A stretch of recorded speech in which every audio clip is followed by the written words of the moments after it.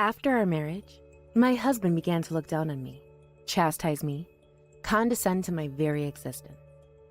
But what made things worse was that he hid his true nature of his in front of my mother-in-law. One day, we decided to celebrate my husband's promotion. And a big party with all of his colleagues and superiors, along with some family, friends, and relatives, was arranged. We both know I'm gonna be humiliated if you wear something simple and freaking stupid as you normally do, so you'd better come dressed properly. On the day of the party, my mother-in-law was so kind as to give me her prized dress. It wasn't anything glamorous at all. From a distance, it just looked like a simple sky blue dress with a flexible skirt. I attended the party wearing this beautiful dress, but as I was trying to catch a gift box from falling onto my husband's head, I accidentally spilled a glass of red wine, and it stained my husband's white suit. I'm so sorry, honey, This is freaking first class! he shouted as he splashed another glass of wine on me. You're lucky to finally have a pattern on your plain, ugly dress. Ha ha ha! He said. Then he turned pale when he saw someone emerge into the room from behind me and told him the truth.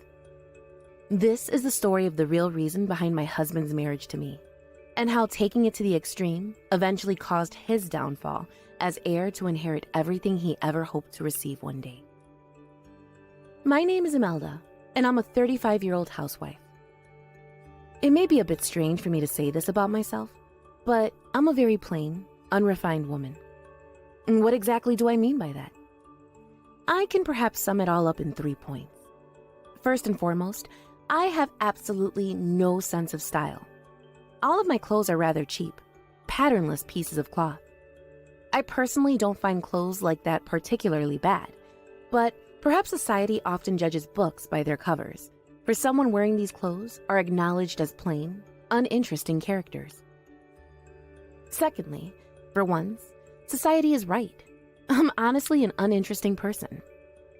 I'm definitely not an outdoorsy person, and even inside, I don't have many hobbies. One that I will admit I take up is baking. And lastly, I have a very quiet, timid personality. I don't speak to anyone unless I'm spoken to, and I never enjoy being the person initiating any conversations with people. I suppose you could say I'm a very good listener and not a good talker. But this seemingly pessimistic impression of me notwithstanding, studying has always been my passion, and I was able to go to a prestigious university. It was at that university that I met my husband, Vitaly. He was the complete opposite of me in terms of, well, everything really. When it came to style, he always looked very flamboyant, driving the same Lamborghini Aventador to and from school. In terms of character, he was very outdoorsy and had lots of hobbies and an active social life. And in terms of society, he was always talking to someone, no matter if it was a good friend of his or someone he'd only met 60 seconds ago. And he was the one who approached me and asked me out. I wondered why he would want to marry me. No offense to you, truly, but I actually like your lack of pretentiousness. It makes me think you just have something amazing on the inside. He took good care of me while we were dating. Vitaly is the son of his mother, a powerful president of a major company. And after graduating from college, he himself joined this work for the company as the heir apparent. Anyone would think that someone of that status would try to find someone at least somewhat comparable to him. But instead, he defied all common sense and chose a woman from a very ordinary family. I trusted my husband, who looked after me without seeming to worry much about social status. However, it soon became clear that this was a merely false image of Vitaly. After our marriage, he began to condescend me and chastise me at every opportunity. He began to criticize my appearance, saying things like, What's with those poor, rotten clothes? Haha. He even told me the real reason why he married me, even though I had not asked him about it. I would obviously look a lot more attractive if I had a plain woman without the slightest sense of style standing next to me. Now, wouldn't I? I only chose you as a wife to complement my looks, Imelda. You know, I was struggling so hard to hold back my laughter when I told you I liked you because of your lack of pretentiousness. I saw him for what he really was. A scumbag who only sought to boost himself up the career ladder. And once I realized how despairing the situation was, I regretted marrying him so much. In a nutshell, my married life was a constant battle against my husband's verbal and moral harassment. He treated me as though I was a tool to relieve his stress. To make matters worse, he was never sarcastic or unbearable in front of my mother-in-law or anyone else from his company. He would put on his mask of innocence when there was someone else around, especially in front of my mother-in-law.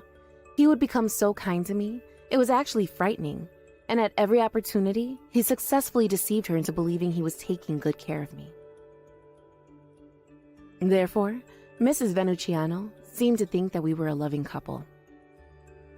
Here you go, my dears. Here are souvenirs from my last business trip abroad. Please, eat it together, and I hope you enjoy. In this manner, Mrs. Venuciano always took care of us and gave us many presents. It was a huge relief that at least she didn't bully me like her son did. But it was also true that I couldn't talk to her about my husband's attitude because I didn't want her to go home and worry about her. While I loved her for her kindness, my conscience tormented me further because I simply couldn't confide in her and cause her any concern. In the midst of this life of mine, Vitaly was promoted to head of the department. In order to commemorate this auspicious occasion, he was determined to throw a lavish dinner party, so he planned a huge celebration involving his mother-in-law, who was the president of the company, as well as his colleagues and senior and junior staff. A few close family, friends, and relatives were to be invited too. We both know I'm going to be humiliated if you wear something simple and freaking stupid as you normally do. So you'd better come dressed properly. I'm telling you, the party is going to be a big deal, and there are going to be a lot of people involved. Pray you don't disappoint me, Imelda, or you'll regret ever coming to work for Mama's company. That's what my husband told me, threateningly. What he meant by dress properly, I guess he meant he wanted me to wear clothes made of top quality and some branded accessories too. I was at a loss because I didn't have any clothes suitable for such a party, but I decided to go with the only thing at home that could perhaps be of slightly better quality, which was merely a formal black dress with a flower-like pattern on the right shoulder. Then Vitaly made me do all kinds of preparations for the big day, including arranging the venue. A stupid housewife like you doesn't have much time on her hands already, right? So it's freaking only natural for her to do all for her husband, who goes to work every day and brings home the bacon, isn't it? Vitaly just kept on saying that, taking for granted that everything that had anything to do with the party was to be arranged by me. The fact remained, though, it was his own idea for the party, and yet he didn't do any of the preparations. Because of a certain incident at the beginning of our marriage that I'd prefer not to talk about, I had long since lost the motivation to talk back to my husband. So I silently obliged and quickly began preparing for the party, shoving my frustration outside of my mind for the time being. The party was to celebrate Vitaly's promotion started in the evening, but I got up early to get the venue and prepare everything. When I finished getting ready and was about to leave the house at noon, he was still sleeping soundly and snoring loud enough to awaken Rip Van Winkle from his centuries of deep slumber. I swear, I could feel the entire house shudder with how loud he snored sometimes. Good thing I have a habit of putting on wireless headphones with music to drown it out.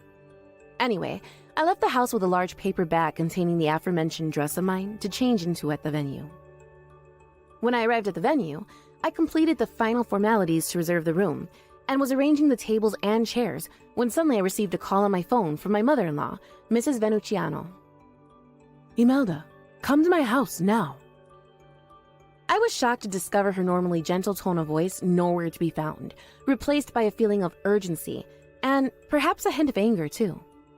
I wondered if there was something wrong with the schedule of the day's party. With such cluelessness and anxiety, I immediately headed for Miss Venuciano's house, which was thankfully a mere 5 minutes away on foot. Nervous, I pushed the doorbell, and when she answered, she had her usual smile on her face. I'm sorry for calling you so suddenly. I'm sure you didn't expect me to have such a tone of voice, did you? She invited me into her house with these words. As I entered the spacious living room, she offered me a cup of tea. Thank you very much, Deborah. Then she looked suddenly at me with a mysterious expression on her face and asked, "You prepared for today all by yourself, didn't you?" "What?" I knew it. I'm always working so much that I don't get to see you guys very often. But I'm still Vitali's mother, my dear. And while it may not seem like it, I do know more about my son than people might think. And besides, I'm one of the unfortunate few who heard a few bad rumors about Vitali's attitude at work. My mother-in-law said this pensively and led me into the next room. "What are you bringing me here for, Deborah?" "My dear Imelda, Vitali told you to attend the party dressed properly today, did he not?" Yes, indeed." I was surprised to hear her words, which were right on the money. She continued, "I've been planning on giving you this for quite a while now, and now that the perfect occasion has presented itself, I think now is the best time. This was my favorite dress when I was but a young woman, just starting to get her business on its feet. How I wish I could wear it again. But I suppose excess weight piles upon you as you gain excess years as well. It didn't fit me anymore. But your figure is the splitting image of mine from 25 years ago, dear. And I'm sure it'll fit you perfectly. And I'm sure Vitali won't complain about this one." With these words, Mrs. Venuciano held out a dress. In a word, the dress was phantasmagorical. It seemed like it was everything possibly imaginable put into one conglomerate of cloth.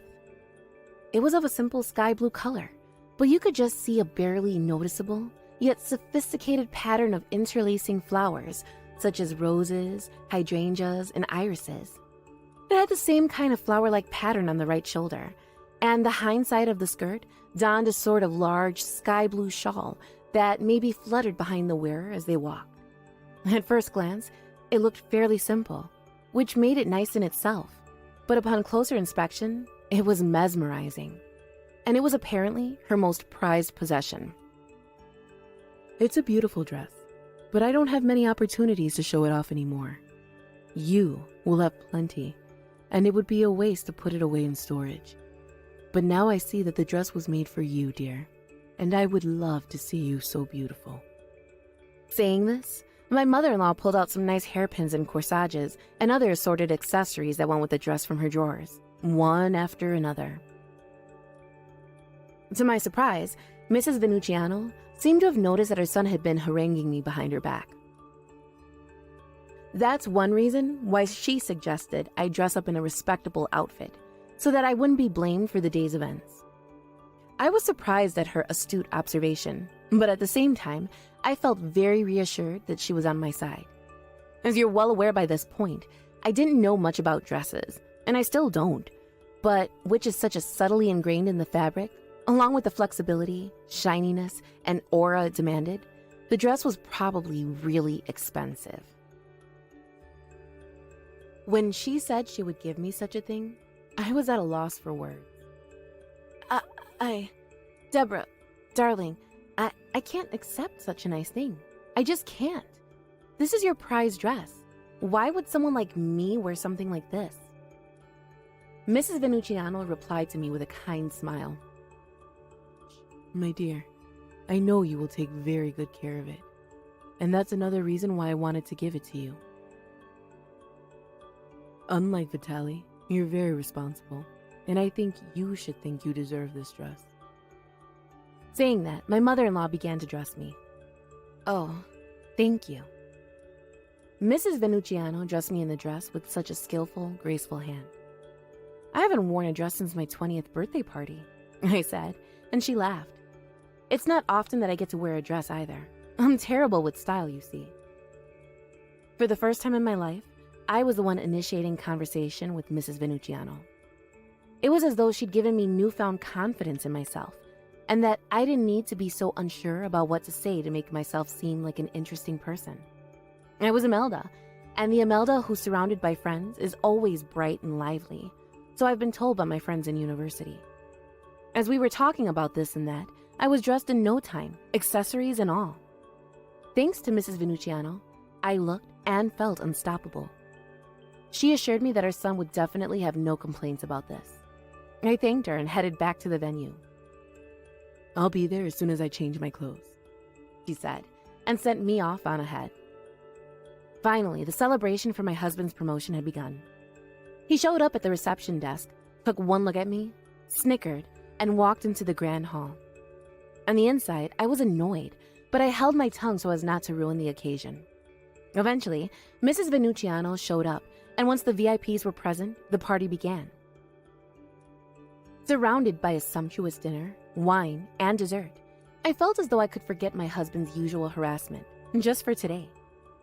Combined with Mrs. Venucciano's dress, I felt confident in myself in this environment, and I showed it by talking to people of all ages and social statuses. Talking to some esteemed businessmen was quite tiring, honestly, but after some flexible adjusting to each and every individual, each conversation was an experience. Toward the end of the party, the guests from his workplace brought in their congratulatory gifts, one after another. Soon, the table was overflowing with beautifully wrapped boxes. I stood next to my husband and thanked them all, one by one, for the gifts. As the last person was about to place theirs upon the mountain of boxes, the pile tilted towards Vitaly. "Honey, look out!" I quickly outstretched my hands to prevent the large box from falling upon my husband's head. Unfortunately, in the process, I accidentally spilled a glass of red wine, and it stained my husband's white suit. "Oh no, I'm so sorry." Vitaly was so flustered that he forgot to put his own glass down on the table and went to the waiting room. I hurried after him. When I went into the waiting room, I found him frantically trying to wipe out the wine from his suit. "Oh, honey, I'm so sorry." I called out to him from behind him, and he turned around with a sharp look of malevolence in his eyes. You do realize this is a freaking first-class custom-made suit, don't you? The fabric is exquisite. Do you understand what you just did? I do. I'm so sorry. I'll have it dry cleaned. That's not the freaking point, bitch. The next thing I know, I was wiping red wine from out of my eyes. Yes, indeed. Vitaly had splashed me with the glass of wine he'd brought with him to the waiting room. That's your freaking punishment for staining my expensive tailor-made suit. You stupid whore. Well, at least your crappy cheap dress doesn't even come close to getting back at mine. The stain spread rapidly across Mrs. Venucciano's dress. My husband beheld it and continued. I couldn't help but laugh when I saw you at the reception desk earlier, Imelda. Wearing a plain, uninspired dress like that really gives you points for blah. Huh. I guess that's more or less what suits you now. I'm glad I helped you put a pattern on your plain dress. Ha ha ha. I had soiled my mother-in-law's prize dress mere hours after accepting it from her. I was so sorry for this catastrophe that I couldn't say anything at all. Meanwhile, Vitaly kept on saying insulting things at me without showing any sign of stopping. This isn't mine. I was so shocked that all I could do was inaudibly mutter these words. I was so sad that everything my mother-in-law had prepared for me had been immediately ruined. Vitaly didn't notice my muttering and shoved me to the ground. Some maggot you are. Just get the frick home. And don't show your face to me until you know your damn place. That's when it happened. A plain, uninspired dress? Cheap and crappy. I hope you're not talking about my prize dress, Vitaly. I turned around to find Mrs. Venucciano coming into the room. She came running to me, whose tears were now running down onto the floor, and started to console me. All I could do was turn my head to the floor and apologize to her again and again, and again and again and again. Mrs. Venucciano told me it was okay and dabbed a wet spot where the wine had spread with a handkerchief. Vitaly, who was watching this unfold before his eyes, turned deathly pale as if he had sobered up. The stain won't spread if I do this. I'll ask the stain remover to take care of the rest. She looked at me kindly and turned back to her son with a totally different look in her eyes. So, which cheap, crappy dress are you talking about? This is an expensive dress that I gave to Imelda myself just this morning, and it cost me several $100,000. The fabric and tailoring were all done from square one, first class, just like the kind you love, son. As soon as Mrs. Venucciano mentioned the price, my husband's eyes opened wide. I had assumed that it was expensive from the start, but I was surprised that it was that expensive. She gave Vitaly a cold look and explained the value of the dress. Vitaly had purposefully stained such an expensive dress with red wine. No, Mama, listen to me. I didn't know it was yours. He began to make excuses as if he was in a hurry, but the next moment he uttered something unbelievable. It's your plain frickin' ass that's to blame, Imelda. I don't know if it's really a luxury item or not, but one thing's for sure. You make it look like a dirt cheap ogre's gown. Yep. For some reason, Vitaly started to take his rage out on me. What? My husband glared at me, and obviously his mother started to lecture him even more. It's because you judge people by their looks, and not by what's inside of themselves like that you don't know what's really good at all. To be honest, I'm embarrassed to see that side in a son of mine. I know you were deceiving me into believing you were being good to Imelda. I've heard all kinds of things about your bad behavior from your friends in my company, Vitaly. They say you're arrogant because you're the president's son. Once I discovered this was the case, I was worried that you might be treating Imelda the same way you treated your co-workers too. And it seems I was right. No, Mama, please. You pathetic little baby. You put that problematic pride of yours aside this instant. Vitaly could have never imagined his mother, who was among the sweetest people in town, easily take on a very unforgiving, strict, reprimanding attitude. Mama, why? His voice was pitifully tearful. Where did all that previous energy go to, huh? Suck the frick up, you bastard, I thought to myself. At that time, I suddenly felt the presence of someone else and turned around to see the employees who had heard the commotion staring at us through the fully open door of the waiting room and whispering to each other. Regardless of her husband, who was completely defeated, finished him off with a smile. Imelda, my dear, you don't have to do this anymore. If you don't want to be with him any longer, you can leave him. I can't believe that a man like him, who judges people by their titles and not by what's in them, is my son. I felt as though her words had told me everything that I had been feeling all this time. I felt refreshed as I said without a smidge of reluctance, Yes, ma'am. I would like to divorce Vitaly. Then he broke out in a cold sweat and started trembling. Don't say that. Please. I'm sorry. I'm so sorry. I'm no good without you. When you say you're no good without me, you mean you need me because you'd be less attractive without me as a tool to complement your appearance? No, that's not what I meant. Vitaly seemed to be taken aback by my suddenly aggressive attitude, mostly because up until then, I had been obediently listening to his every order and shit. He looked away from me, then at his mother and exclaimed, I'm sorry, Mama. Mama, listen to me. I'm so sorry. Mama! I couldn't help but burst out laughing. I could hear the laughter of the employees. You saw nothing. Come on, Imelda, my dear. Let's go. I left the place with Mrs. Venuciano, leaving Vitaly alone with his shame and disgrace. The employees who heard everything were also hurriedly getting ready to leave. In the end, he was left all alone in the grand hall. Later that day, I officially divorced my husband. Thanks to his mother's pressure, I was able to get him to fill out the divorce papers a lot more easily than I envisioned. After that, his behavior at the party became the subject of rumors, and he began to be looked at with the cold shoulder within the company. It's a strange thing, but once a single rumor gets going, it's as though it worked like dominoes. More information about his arrogance spread across the company, and once rumors led to another, there was no way to stop them. Of course, there was no way Mrs. Venuciano would help her son in such a situation, since he did bring it upon himself. And eventually, he had no other choice but to resign because it became too difficult for him to stay. After resigning, he went to a public employment security office to look for a job, because he had been working comfortably at the company he had joined through his parents' connections.